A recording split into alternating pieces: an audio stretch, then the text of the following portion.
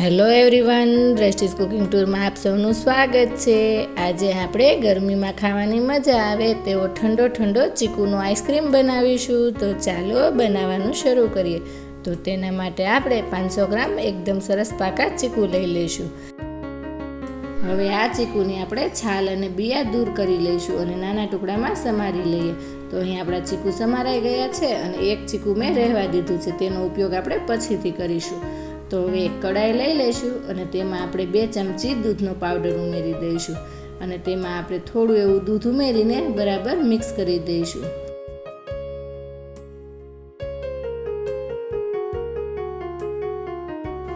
તો હવે આપણો દૂધનો પાવડર એકદમ સરસ મિક્સ થઈ ગયો છે।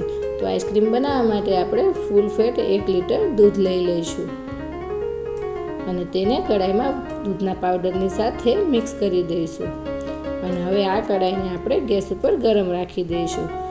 થોડી જ વારમાં આપણું દૂધ એકદમ સરસ ઉકળવા લાગશે। જો તમે મારી ચેનલમાં નવા આવ્યા હો અને તમને મારી રેસિપી ગમી હોય તો મારી ચેનલને સબસ્ક્રાઈબ કરવાનું ના ભૂલશો અને સાથે રહેલ બેલ આઇકનમાં જઈને ઓલનું બટન જરૂરથી દબાવજો, જેથી કરીને તમને મારા નવા વિડીયોની નોટિફિકેશન મળતી રહે। હવે આપણે એક વાટકીમાં 4 ચમચી જેટલું દૂધ લઈ લઈશું અને તેમાં આપણે 1 ચમચી કોર્નફ્લોર ઉમેરીને તેને બરાબર મિક્સ કરીને તૈયાર કરીશું।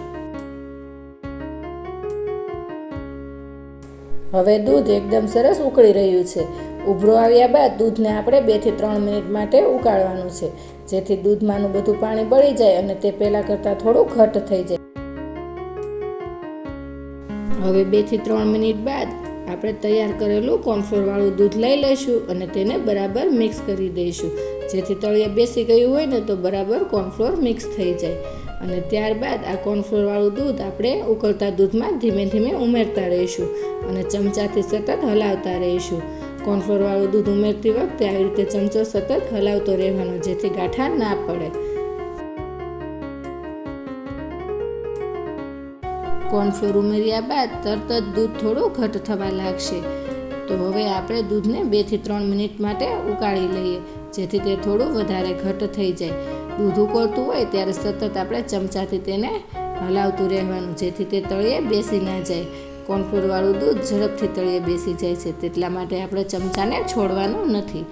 2-3 મિનિટ બાદ દૂધ અહીં બરાબર ઉકળવા લાગ્યું છે અને ઘટ્ટ પણ થઈ ગયું છે। ચમચીમાં આવી રીતે ચેક કરીએ તો દૂધ એકદમ સરસ ચમચીમાં લાગી જાય તો આપણું દૂધ આઈસ્ક્રીમ બનાવવા માટે સરસ રીતે તૈયાર થઈ ગયું છે। તો હવે આપણે ગેસને ઓફ કરી દેવાનો અને ત્યારબાદ દૂધને આપણે નીચે ઉતારી લઈશું। હવે આપણું દૂધ ગરમ હોય ને ત્યારે જ આપણે તેમાં મીઠાશ માટે 3 ચમચી જેટલી ખાંડ ઉમેરી દઈશું। ખાંડનું પ્રમાણ તમે જે પ્રમાણે ગળ્યું ખાતા હો તે પ્રમાણે વધુ કે ઓછું કરી શકો છો। હવે ખાંડને બરાબર મિક્સ કરી દઈશું અને ત્યારબાદ અડધા કલાક માટે દૂધને ઠંડુ કરી લઈએ। હવે દૂધ ઠંડુ થઈ ગયું છે તો એક મિક્સર જાર લઈ લઈશું અને તેમાં સમારીને તૈયાર કરેલા ચીકુના ટુકડા ઉમેરી દઈશું અને સાથે આપણે ઘરે દૂધ ગરમ કરીએ અને તેમાં જે મલાઈ જામે છે ને તેને આપણે એક વાટકીમાં લઈ લઈશું અને તેને ઠંડી કરી લઈશું અને આ ઠંડી મલાઈ આપણે ચીકુની સાથે ઉમેરી દઈશું। મેં અહીં 1 કપ જેટલી ઘરની તાજી મલાઈનો ઉપયોગ કર્યો છે, પણ જો તમારે ઘરની મલાઈ ના હોય તો તમે ફ્રેશ ક્રીમનો ઉપયોગ કરી શકો છો। ત્યારબાદ આપણે તેમાં ઠંડુ થઈ ગયેલું દૂધ ઉમેરીશું। દૂધ આપણું એકસાથે નહીં સમાય એટલે આપણે અડધું દૂધ ઉમેરીને પહેલાં તેને પીસી લઈશું અને ત્યારબાદ ફરી પાછું બીજું દૂધ ઉમેરીને તેને બરાબર એક સરખું કરી લઈશું।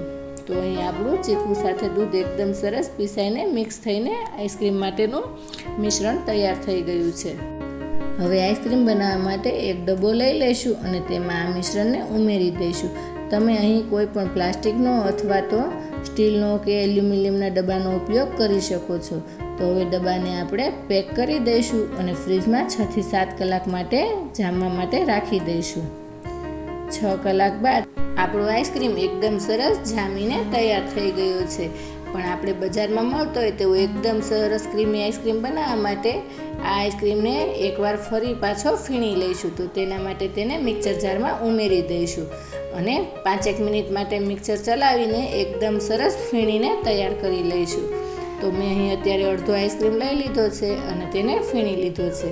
તો હવે આ ફીણેલા આઈસ્ક્રીમને આપણે એક ડબ્બામાં લઈ લઈશું।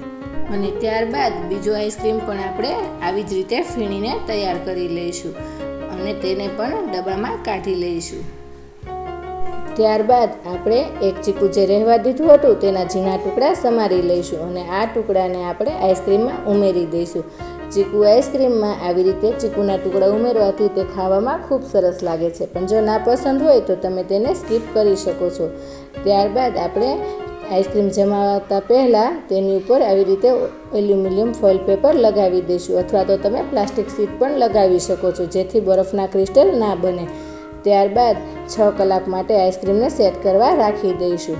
6 કલાક બાદ આપણે જોઈએ તો આપણો આઈસ્ક્રીમ એકદમ સરસ સેટ થઈને તૈયાર થઈ ગયો છે. તો હવે આપણે આઈસ્ક્રીમને સર્વ કરીશું.